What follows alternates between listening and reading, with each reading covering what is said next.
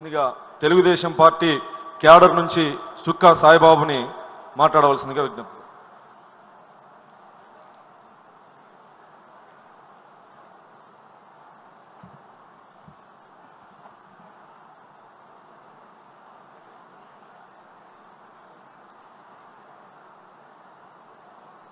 ఈరోజు తెలుగుదేశం పార్టీ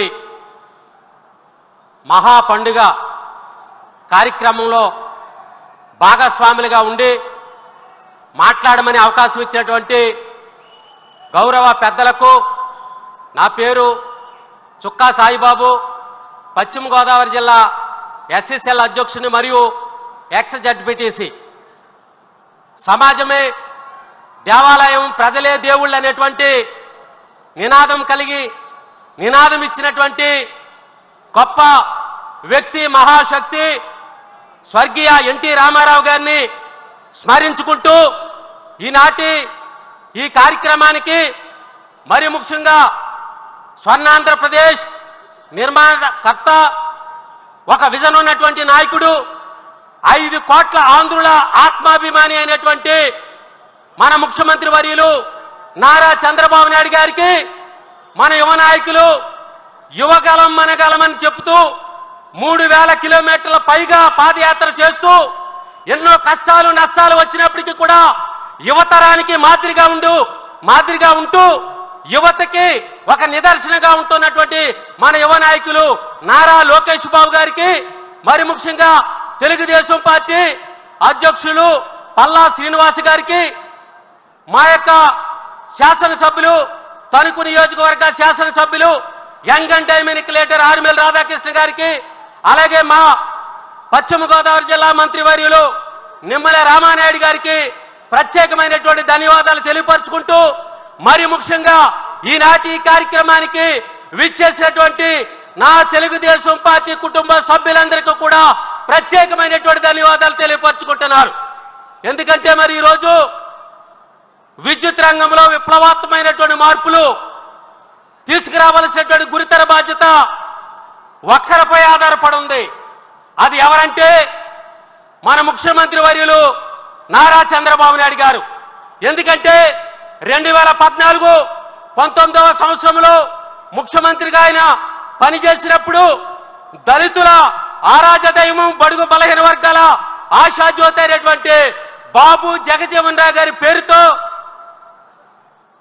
జగజీవన్ వెలుగు అనేటువంటి ఒక కార్యక్రమాన్ని వారు ప్రవేశపెట్టడం జరిగింది.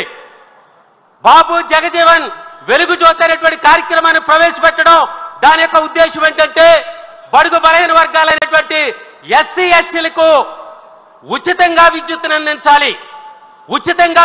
అందించాలని చెప్పి ఆ మహానుభావుడి పేరు ప్రవేశపెడితే దుర్మార్గ పాలన 19 అధికారం వచ్చిన ఆ యొక్క వైఎస్ఆర్సీపీ అధికార పాలన మరి ఆ పేరును తీసివేయటం జరిగింది. మరి ముఖ్యంగా 2014-19లో ఉత్పత్తి సామర్థ్యము 9529 మెగావాట్లు మరి ఈ యొక్క రాష్ట్రం యొక్క విద్యుత్ ఉత్పాదన పెంచితే, మరి ముఖ్యంగా 19లో విద్యుత్ ఉత్పత్తి సామర్థ్యము 0గా ఉంది. ఎందుకంటే ఈ రోజు మనం చూసినట్లయితే 24 గంటలు కూటమి ప్రభుత్వం అధికారంలోకి వచ్చిన తర్వాత 24 గంటలు కూడా విద్యుత్తును, మేలైనటువంటి విద్యుత్తును ఇస్తున్నటువంటి ప్రభుత్వం కూటమి ప్రభుత్వం. గత ప్రభుత్వంలో సుమారు 9 సార్లు విద్యుత్ ఛార్జీలు పెంచడం జరిగింది. 9 సార్లు విద్యుత్ ఛార్జీలు పెంచి ప్రజలపై భారాన్ని ఒప్పినటువంటి ప్రభుత్వం గత వైఎస్ఆర్సీపీ ప్రభుత్వం. సుమారు 1,29,530 కోట్లు రుణభారాన్ని విద్యుత్తుపై ఉంచి మరి గత ప్రభుత్వం చేసినటువంటి తప్పిదాల వల్ల గత ప్రభుత్వం విద్యుత్ వ్యవస్థని నిర్వియోగం చేయడం జరిగింది. మరి ముఖ్యంగా రీసెంట్ గా మనం చూసినట్లయితే మన యువకాలం పాదయాత్రలో నారా లోకేష్ బాబు గారి దగ్గరికి అనేక మంది రైతులు, మహిళలు, విద్యార్థులు అనేక మంది తండోపతండాలుగా వస్తూ మరి యొక్క రైతే రాష్ట్రానికి వెన్నెముక, రైతే రాష్ట్రానికి వెన్నెముక. ఒక రాష్ట్రం అభివృద్ధి చెందాలన్నా వ్యవసాయ రంగంలో విప్లవాత్మకమైనటువంటి మార్పులు తీసుకురావాలి. అలాగే ఒక రాష్ట్రం అభివృద్ధి బాటలోనికి వెళ్ళాలంటే విద్యుత్ రంగంలో విప్లవాత్మకమైనటువంటి మార్పులు తీసుకురావాల్సినటువంటి ఆవశ్యకత ఉంది. ఎందుకంటే రైతులకి మరి నేనున్నాననేటువంటి భరోసాతో మరి రైతులకి 450 కోట్లు సబ్సిడీని కల్పించి 50,000 మంది రైతులకి విద్యుత్ కనెక్షన్లు ఇచ్చి 85,000 రూపాయలను సబ్సిడీ ఇస్తున్నటువంటి ఏకైక ప్రభుత్వం మన కూటమి ప్రభుత్వం. ఆ క్రెడిట్ అంతా మన చంద్రబాబు నాయుడు గారికి దక్కుతుందని ఈ సభాముఖంగా తెలియపరుచుకుంటూ మన యొక్క ప్రభుత్వం మరి మన ప్రభుత్వంలో ఉన్నటువంటి విద్యా సంస్కరణలు ఒకసారి మనం చూసినట్లయితే మరి సోలార్ సిస్టమ్, ఈ సోలార్ సిస్టమ్ అనేటువంటిది బడుగు బలహీన వర్గాలకి మరి పూర్తిగా ప్రధానమంత్రి మోడీ గారి యొక్క సపోర్టుతో సోలార్ సిస్టమ్ ఎస్సీ ఎస్టీలకి ఉచితంగా మరి విద్యుత్తును అందించాలని, ఆ విద్యుత్తు సోలార్ సిస్టమ్ లో ఏదైనా కొన్ని యూనిట్లు మనకు మిగిలితే అది ద్రవ్య రూపంలో మరలా మనకి ఇచ్చేటువంటి బాధ్యత, అలాగే బీసీలకు కూడా ప్రత్యేకమైనటువంటి సబ్సిడీని కల్పిస్తున్నటువంటి ఏకైక ప్రభుత్వం మన తెలుగుదేశం ప్రభుత్వం.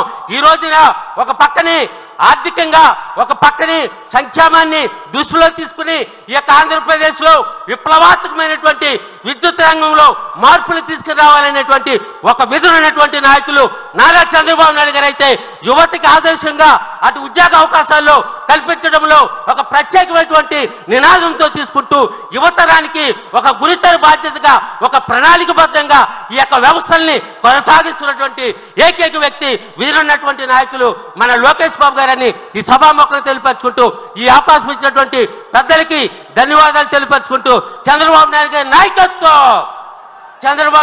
నాయకత్వం, మన యువ నాయకులు లోకేష్ బాబు గారి నాయకత్వం. Thank you very much. Saibabu గారికి ధన్యవాదాలు. గత ప్రభుత్వంలో నిర్వీర్యమైపోయినటువంటి సాగునీటి ప్రాజెక్టులని గౌరవ ముఖ్యమంత్రి గారి నాయకత్వంలో